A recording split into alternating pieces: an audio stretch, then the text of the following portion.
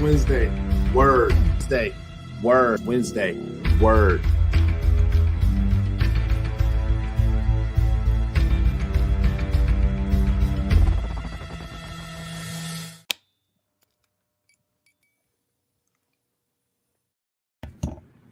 And we are live. What's going on? Facebook, LinkedIn, and YouTube Live. It is your man, Coach Rowe. Today is Wednesday. I'd like to welcome you to the first row. And if it is Wednesday, you should know what that means. It's time for the Wednesday word. That's Wednesday word. Jumping straight into it. Tonight's topic is new seasons. As always, I like to share what I mean by my topic. So what do I mean by the topic new seasons? What I mean by when I say the topic new season is really how starting new routines, I'm using seasons for routines, but starting new routines, how they can be challenging and difficult to manage. But if we can focus on how we want to shift into the newness of the routine or the newness of the season, we can actually allow seasons to work to our advantages and specifically changes in seasons to work to our advantage. So as always, tonight I have 3 tools for the first row that I want to share with you when it comes to managing new seasons. Let's jump straight into it. Tool number 1 when it comes to new seasons is season changes can be difficult. Now, it would seem like this is an obvious thing.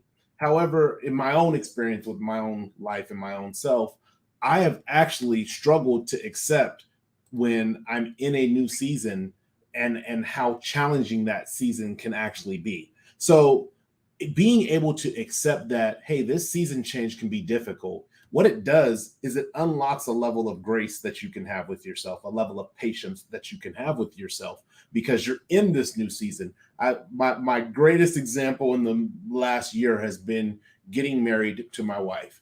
That season was a new season in our relationship. Now we've been together for a while, but before that, it was like, okay, we dated, then we went to the serious stage, and then that was a new season, and that came with growing pains. And then we went from being in the serious stage to being engaged, and that came with growing pains. And then we went from being engaged to being married, and that came with its own set of challenges and difficulties. Not saying that it's all bad, but there were some growing pains that had to take place. And I think part of me as an individual was just like, hey, we're going to be married. Things are going to be great. We're going to be good. And not that I don't believe that there would be more work that needed to be done, but I thought the work would be a little less strenuous than it was initially during the growing pain stage. So accepting that seasons can be difficult. It's really like looking at the natural seasons that we have: winter, spring, summer, fall, right? When we are coming out of summer and we're moving into fall, we've been in this hot climate for about 90 days where everything is warm. You can go outside. Hopefully it's not 119 degrees and you're not baking outside, but you're in this environment where your body gets acclimated to being in heat.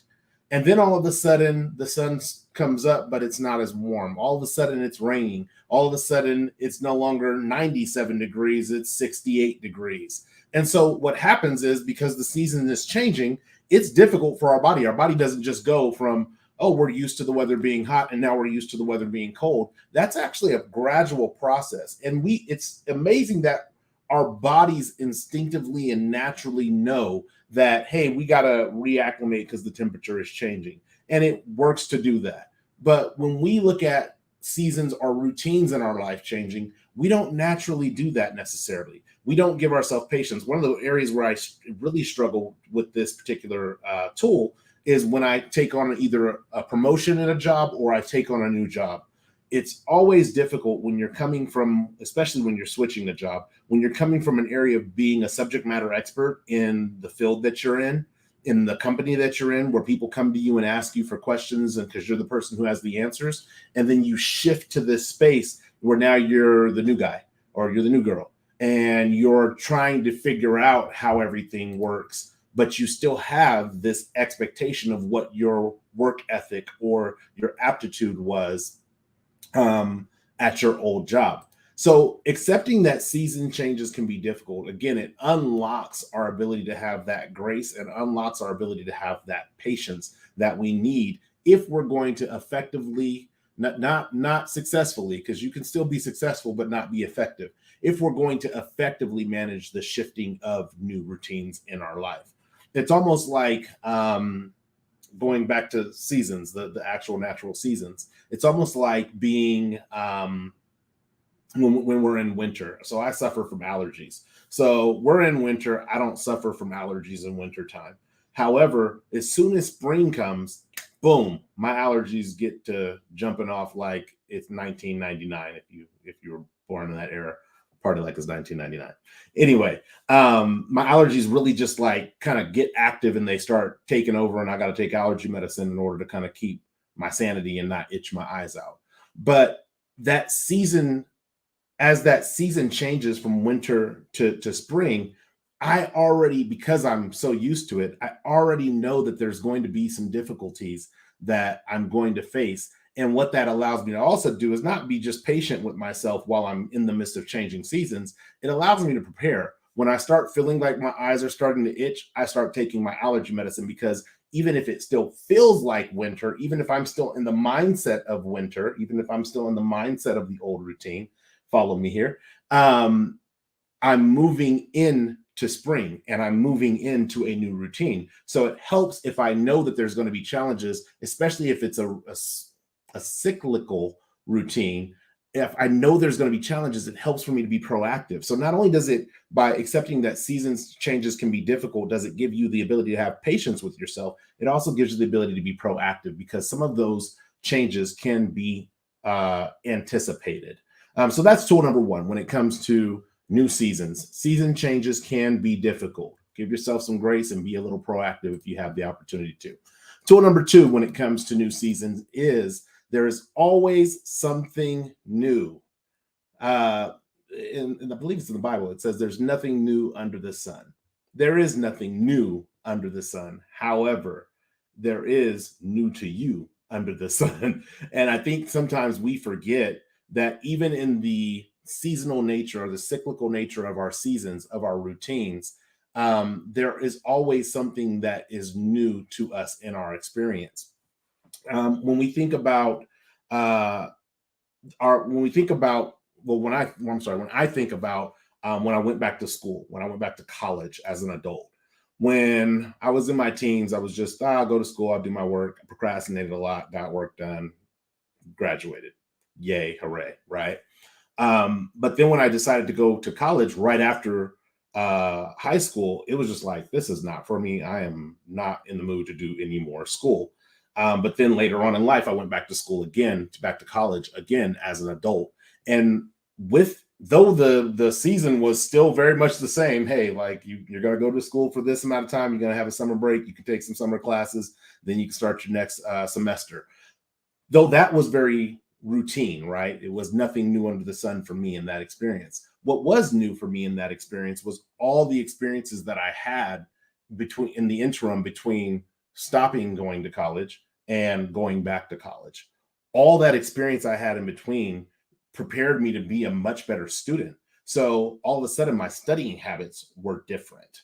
All of a sudden, I did procrastinate on a couple papers. I'm not gonna lie, but most of my papers will say I didn't procrastinate on. And classes that I lightly struggled with, I made sure that I studied even more to make sure that I was passing the tests that I was going to take for those classes. So there's always something new when we're in a new season, even if the season feels like, what is it, more of the same or more same old thing or whatever it may be. Even if the season feels reminiscent of previous seasons, there's always something new. And part of our responsibility when we are in new seasons and we're building new routines, we're in new routines or establishing new routines or changing old routines, is to find that new thing, is to find what that season or what that routine brings to our life that is new. Because more than likely, especially when we find ourselves in the same stagnant season, like not new seasons, stagnant seasons. I'm just saying you might be in a season of winter for 4 seasons straight, right? When we find ourselves in a stagnant season, what we tend to do is we take our foot off the gas and we just say, there's nothing for me to learn here. I'm just going to kind of zombie walk through it and then not learn anything. The reality is even when our seasons are reminiscent of seasons gone by, I feel like that's a song. Even when our seasons are reminiscent of seasons gone by, there is something new that we can glean. One of the things that I gleaned also while I was in college was my what is it? What I want to call it? My character, we'll call it, but really it's my confidence in who I am as a person.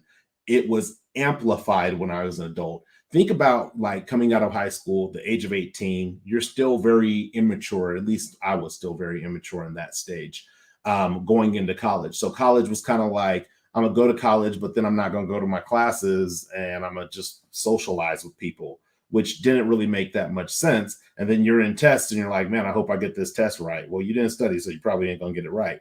But then fast forwarding to being an adult, my confidence in, hey, I'm here to learn. Like, I'm not here to make friends. I did make one out of my college experience. I made one really good friend. We're still friends today. But I wasn't there to make friends. I wasn't there to socialize. And though there were times that I socialized, that wasn't the primary directive or objective that I had when I was in school at the time as being an adult. And as a result, it was like A's and B's just came naturally. It wasn't hard for me to get A's. It wasn't hard for me to get B's. It felt very easy, but because I was engaged. And if I think about going back to college with the mindset of an 18-year-old in my 30s, feeling like, well, I'm coming in, I'm gonna socialize, I'm gonna do the bare minimum and get some grades so I can get a degree. If I went in with that mentality, then I'm not going to learn the newness. I'm not going to experience the new thing that season that is reminiscent of an old season has to offer for me. So when we're dealing with new seasons and we're changing or shifting routines, it's really important as we're shifting or as we are in new routines to look for what's new, because there is something new there. You just have to dig deep enough to find it. That's tool number 2 when it comes to new seasons. And then finally, we have tool number 3 when it comes to new seasons. Tool number 3 when it comes to new seasons is create definitive endings. Oh my gosh. Oh my gosh. I can't stress that enough. I wish I could yell it, but I don't want to like distort my mic. What's going on, casual? I wish I could yell that, but creating definitive endings is so critical when it comes to new seasons. It There's so many different places you can apply this. You can apply this to your job. I had to apply this to a job where it was like, hey, I have a choice to make. I'm either going to fall back to the lackluster employee that I was for years upon years upon years, or I'm going to end this season definitively right here and move on with the continuation of being the promotable employee, the leadership driven employee, the employee who you can come to and rely on employee. That's what I wanted to be. And so I had to create a definitive ending in the job that I was in, because I was in a space where it was like, look, this is going to push me back to the same old game of you just stay here until they fire you. Trust me, at this point, ain't nobody firing Billy Rowe at any job. I can tell you that wholeheartedly, hands down. I know it to be a true fact. But the other thing that we see this in when we don't create definitive endings, and this has bit me, probably my biggest mistakes in life, honestly, when I like stop and I think about it, my biggest mistakes in life have been because I did not create definitive endings to seasons. And sometimes I added seasons in that I wasn't supposed to be in the first place, but I didn't even create definitive endings to those seasons that I knew I shouldn't have been in the first place. But we see this in relationships where you're in a relationship and time just goes and goes and goes. And my anger management counselor, she used to refer to it as familiar shit. Hey, we don't like it. It stinks. It's filthy. It's disgusting.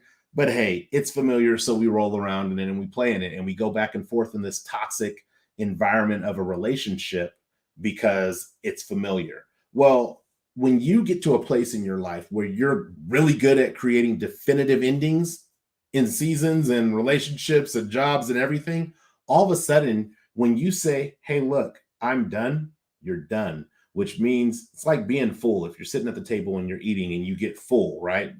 And you know the next bite that you eat is going to make you sick or make you vomit or something along those lines.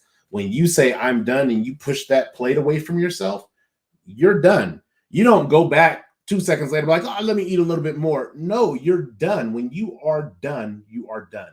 And creating definitive endings in every season that we have, even as we're shifting out of seasons, it's not that you have to, let me be very clear about this. It's not that you have to say, okay, I'm going from winter to spring, and you got to go winter, spring. It's not that.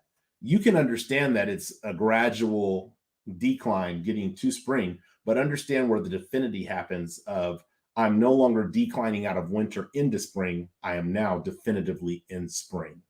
That's what I mean when I say creating definitive endings when it comes to new seasons, when it comes to new routines. You can give yourself that grace period to taper off and end the business that you need to end in the old season. But when you get to that space, understand where the definitive, hey, um, this is the stop loss. This is where everything stops and all new things begin. I think that even when it comes to like diet, for me, I'm always like doing different diets because I just like to change my diet up. But I'm always doing different diets. But even for me, when I'm changing my diets, like right now, I'm in intermittent fasting. Um, I can see that that's something that was working for me. But before I went on vacation, now that I'm back from vacation, it's a little harder to get back into intermittent fasting. So I'm gradually ramping myself back up into the season of intermittent fasting instead of just trying to be like, well, I'm off of vacation, back to intermittent fasting. That's not going to be typically when you're trying to establish or manage new routines or new seasons, that's not going to set yourself up for success. And the reality is that's what this Wednesday word is all about. New seasons is about setting yourself up for success. No matter what routine you're managing, no matter how your routines are shifting, no matter what new routines you're bringing into your life, you want to set yourself up for success so that you can win. If you want to know about winning, last week before last Wednesday's word was winning is everything. And it truly is everything. I can't think of anything that I've done in my life where I've stepped up to the plate and said, man, I hope I lose. I always want to win. Now, do I always win? No, that's okay. But I always want to win. In fact, my wife will tell you while we were on vacation, she beat me in every game of ping or table ping pong, paddle ping pong. Yeah, table ping pong. And she didn't win all the games, but she beat me in all the series. So she was always 3 out of 5 or 2 out of 3. She was always winning from that level. So I always want to win, but it doesn't mean that I always win. But winning is truly everything in the aspect of us setting ourselves up for success when it comes to changing seasons, changing routines, and managing the shifts, the ebbs, and the flows of life. So that's what I got for you tonight when it comes to this. Really quick, let's go over these 3 tools when it comes to new seasons. Tool number 1, again, is season changes can be difficult. By anticipating the challenge of the shift, what you do is you offer yourself the ability to be proactive, and you also offer yourself the ability to have patience and grace with yourself as you acclimate to your new routine. Tool number 2, is there's always something new. I don't care how mundane your routine may feel, there's always something new. I will say when your routine is mundane, it kind of dilutes our ability to have appreciation for the mundaneness of the routine, but there's still always something new. You just have to dig to find it. And when you find it, take it with you when you're moving to your next routine. And then finally, tool number 3 is create a definitive ending or create definitive endings. Again, the biggest mistakes that I have made, the biggest obstacles in life that I've had to overcome have come because I was not clear on the definitive endings and the shifts of routines, relationships, and other things in life. So that's what I have for you guys tonight. Really quick, as always, with the Wednesday word, I like to share a story, something that got me thinking about this particular topic.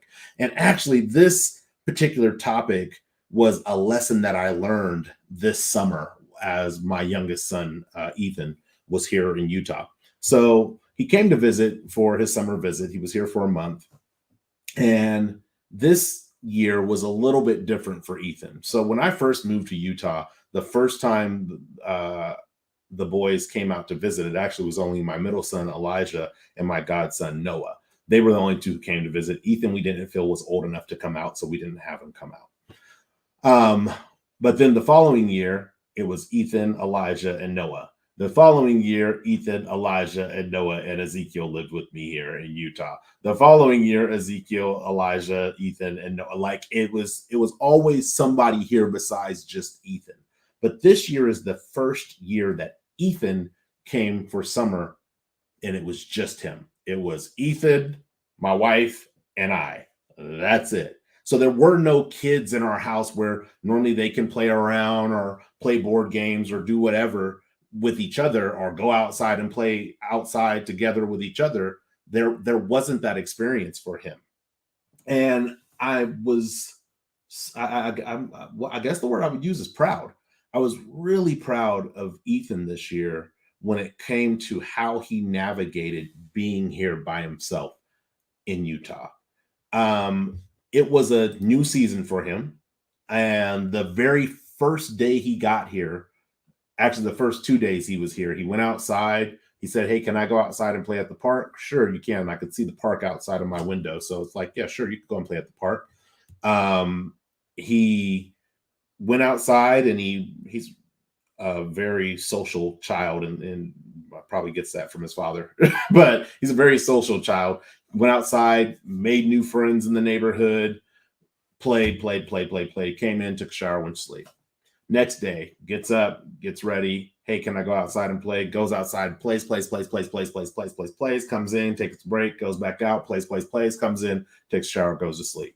And on his way up to take the shower, he says, "Wow, it's been 2 days and I haven't even been on my electronics." And I was like, "Yeah, crazy what happens when you go outside, right?" And he's like, "Yeah." He's like, "I'm kind of shocked that I haven't been on electronic." I was like, "Hey, well, you can go outside and play." So fast forward to the end, like he did tons of playing. He had kids knocking on our door. It felt like nonstop. Somehow, somewhere in between that, I became the neighborhood bike fixing father. Um, but watching him in this new season and seeing how he was willing to embrace it, seeing how he was willing to adventure, seeing how he would say, "Hey, Dad, can I go to such and such's house and knock on the door and see if they can come out and play?" Seeing that experience that he immediately acclimated to when it was just him was something so wonderful to see as a parent. To see that your child can be, I think about when I moved to Utah. I was dropped into Utah and I didn't know anybody or anything. I just had a job here in an apartment, and that's all I had. And seeing what that's grown to today, I don't have like this big circle of friends in Utah, but I do know more than just my wife, fortunately, right? So to see my son and his 9-year old self be able to step outside of his comfort zone and say hello to people and make friends, to the point where literally I was just outside earlier today and a kid was like, "Hey, where's Ethan at?" I was like, "He's back in California. He he won't be back until December." But to see that impact in the way that he embraced his new season and how successful he was, how easy it could be embarrassed, to be like, "Oh, I'm new here," or "I'm the new guy," or "Nobody knows me," or "They all seem to be friends but nobody's friends with me," to at the end of his trip, we're doing like a root beer float party, saying, "Hey, this is your farewell. Say bye to your friends. Everybody can come by, get a root beer float, and then they'll know that you're no longer here," right? But to see that transition over the course of literally 4 weeks, 4 weeks, 1, 2, 3, 4 weeks, um, it just got me thinking about the routines that we're in and our ability, especially when we're children, our ability to maneuver unimpeded by the baggage of our past experiences is phenomenal. And if we can figure out as adults how to navigate or tap back into that mindset where when we're in new seasons, we just embrace them and move with them and don't resist them in the sense of, "Oh, well, what if they don't like me?" Or "What if I'm not in the latest fashion?" Or, "What if I'm not the most attractive?" Whatever it may be. What if, right? If we can just tap into that childhood essence when we're experiencing new seasons and embrace them fully, imagine how much further we would be in life, not only spiritually, but financially, emotionally, mentally, with the relationships that we have. We would just be so much further in life if we can embrace it with a childhood tenacity of nothing in this world can stop me. Not that we're invincible, because as we get older, our bones may hurt a little bit, but at least the tenacity of nothing can stop me and nothing can hold me back. That's what this Wednesday word is about: new seasons, embracing those new routines in life, and managing the shifting of routines that we might already have in place in life. Be willing to embrace them, be willing to explore and adventure in them in a way that allows you to accelerate, because I said there's a difference between being successful and a difference between being efficiently successful. By embracing our new routines, it creates the efficiency that will get us further than second guessing and what ifing ourselves all the way through the process.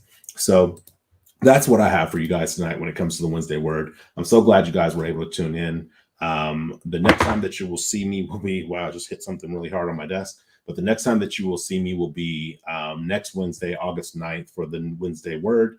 I really look forward to you guys being able to tune into that. And if you missed it last night, if you're a man and you missed the men's circle last night, you need to go and catch that replay. We talked about boundaries. Man, there's so much to say about the men's circle. All I can say is just go back and watch the show if you missed that. If you missed that, I don't even like calling it a show. If you missed that session, go back and watch that session, because there's so much that we talked about in regards to us as men and boundaries. But until the next time, I'm so glad you guys tuned in live. If you like this video, share it. If you share it, like it. I'm always happy to engage with you in the live comments if you're watching live. But if you're watching via the replay, I'm happy to engage with you in the comment section up to the first 7 days that the content is out. Then I move on to the next content. But other than that, that's all I got for you guys this evening. Until the next time, one love, peace, and God bless. Thanks for sitting on the first row.